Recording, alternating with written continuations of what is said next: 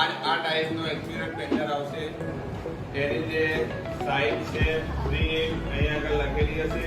અહીંયા આગળ 0 થી 180 રાઉન્ડમાં તમારે કેટલા બેન્ડિંગ કરવું છે એ માપ પણ દર્શાવેલું હશે. બરાબર છે. હવે તમારે એને આ રીતે ઉભો કરી દેવું છે પડખાને અને આ રીતે ઓવરટીવ ફ્રી છે એને આમ જો બરાબર છે.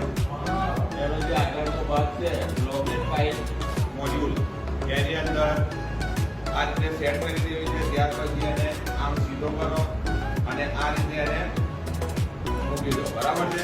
હવે આપણે એને 80 ડિગ્રીના ખૂણે બેન્ડ કરવી છે તો આપણે એને આ રીતે બેન્ડ કરીએ. જો આમ આ રીતે બેન્ડ કરીએ ધીરે ધીરે 80 સુધી 0 આ 0 છે એ 80 સુધી આપણે લાવીશું.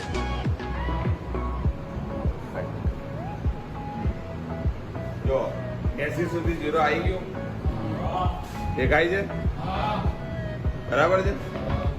આટલું કર્યા પછી આપણે એને ઉઠાઈ લઈશું હેન્ડલને અને આ કોપર પાઇપને આ રીતે કાઢી લઈશું તો ફિનિશિંગમાં 80 ડિગ્રીના ખૂણે બેન્ડિંગ થઈ ગયું. ક્લિયર?